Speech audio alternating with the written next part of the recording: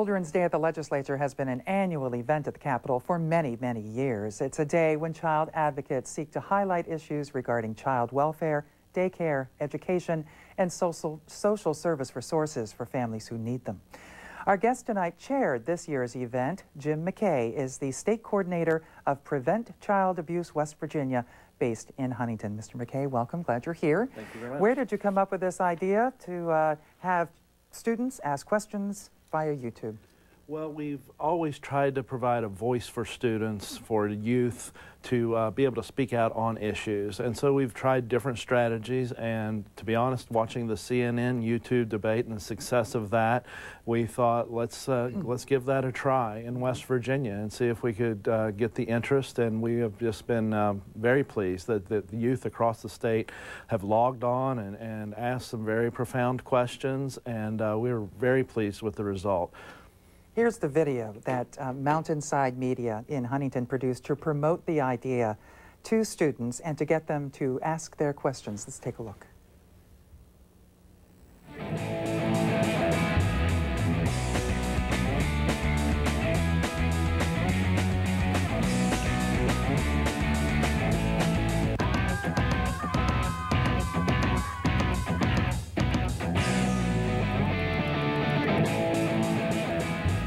The West Virginia YouTube Youth Forum, sponsored by Prevent Child Abuse West Virginia, gives you the opportunity to tell your West Virginia lawmakers what you think needs to be done to help kids in our state. We're collecting your videos and we are bringing them here to our state capitol on Children's Day at the Legislature. This is the one day of the year when our politicians think about kids and our future, and it's a day we can have a voice. You know what needs to change. You see it every day. My mom has 2 jobs to make ends meet, and I hardly get to see her. I'm worried about my friend. I think he's starting to drink too much. My dad's really sick, but we don't have health insurance, so we can't see a doctor. He might lose his job. Think about this. Every hour in West Virginia, a child is abused or neglected. A West Virginia child or teen is killed by a gun every 3 weeks. And the number of kids in poverty in West Virginia right now could fill up WVU's football stadium. And Marshall University's football stadium, too. That's nothing to cheer about. We have to speak out. We can make a difference with our voices. Here's what you do. Create a video of yourself asking a lawmaker a question about something important to you. Get to the point. Your video shouldn't be more than a minute long. Go to www.youtube.com/PCA-WV and join the group. Upload your video on the West Virginia YouTube Youth Forum page, and don't forget to get your parents' permission. Your video may be chosen to be played to a panel of West Virginia lawmakers at Children's Day at the Legislature. They'll have to answer your questions and tell you how they're going to make West Virginia a better place for kids, for our family, and for our future. So speak up and speak out at the West Virginia YouTube Youth Forum.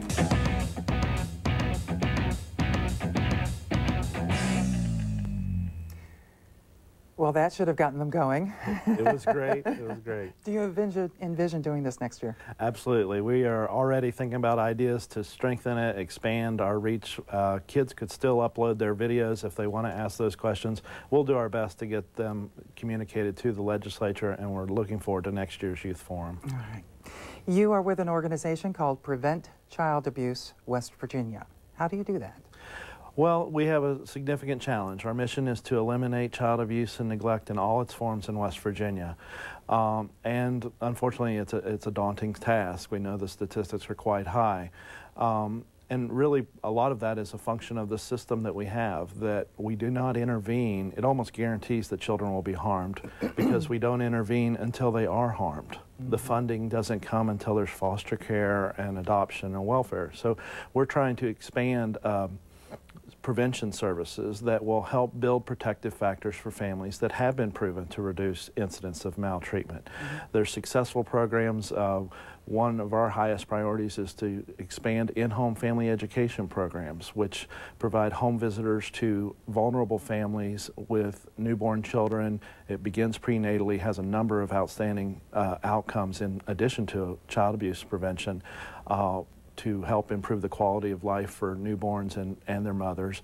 But these programs build protective factors, and the Centers for Disease Control estimates that if these programs were widely available, child abuse could be reduced by up to 40%. So we're trying to expand that system statewide if possible. So these prevention programs really provide one-on-one kind of counseling to mothers, parents of small children. Right. The prevention programs focus in on families, but we're also trying to build structures across the community. Right. So how many people do you have doing this? Currently, in-home family education is in 17 counties, and we obviously hope to expand that, and we need some more money to do that. The Senate passed a bill today, excuse me, to expand the definition of imminent danger to the physical well-being of the child with regard to child abuse and neglect, to include alcohol and substance abuse on the part of the parents or guardians. Can you explain this bill? Well, Senate Bill 298 has been under consideration for a couple of years now. It actually grew out of the meth epidemic that was a couple of years ago, and there was some legislation passed regarding decongestants and so forth. And so there's been a good deal of consideration of how could you craft where a child is in imminent harm or risk of harm because of addiction to substances or alcoholism, but at the same time you don't want to discourage someone from getting treatment. So this bill says that the quote language is seriously impaired parenting skills. So if your parenting skills are seriously impaired due to addiction or habitual drug use or alcoholism, then that would constitute grounds for immediate harm, which could then put protective factors in place to intervene on behalf of the children. You touched on this, but isn't the other side of this that parents may not step forward and get treatment for their addictions if they think that they're going to be charged with child abuse? That was a significant stumbling block, and this bill has been considered by substance abuse professionals, child welfare professionals, and so on, and went through the interim process to do comprehensive study to make sure that we were not excluding or putting a deterrent towards treatment, that treatment would certainly be our first priority, that if someone needed prenatal care and they have an addiction, that treatment could be made, and so that when those interventions occur, then babies can be born at full term without this serious impairment. But balancing that need for treatment and the parent's well-being with the well-being of the child. And so we feel like the language is fairly strong at this point. There was just a story, if I could plug this, on public radio this afternoon on West Virginia Public Radio about the number of neonatal intensive care beds in the state. There are not enough because there are an awful lot of babies being born with drug addictions, and that they need this specialized care. Absolutely. It's a significant problem. We know that perinatal health is a challenge. We applaud the efforts of the Perinatal Partnership and are pleased to be part of that. Would a pregnant woman, if her baby was born addicted to drugs or alcohol, be charged with child abuse under this bill? Not necessarily. It would depend on if she was making progress to deal with that addiction. If she's in a treatment program, if she has the services, and this would be an indicator to help provide the help that she would need so that the child does not be removed from the home unless it's necessary for that child's safety. But we would hope that the services, and the plan is that the services would be available to treat the mom's addiction as well as the needs of the child. There has been a lot of focus on child abuse issues, sex offender issues at the legislature for the past few years. Is the state making progress in this regard? We hope so. We feel like there are, you know, the statistical numbers are sometimes difficult to measure because child abuse tends to be an underreported issue. But the state has increased its investment. The governor increased support for the West Virginia Children's Trust Fund with a $300,000 appropriation last year that we're pleased to be helping support community teams around the state, 33 community teams, up from 20 just 2 years ago. Last year, those programs served 20,000 children, families, and others across the state.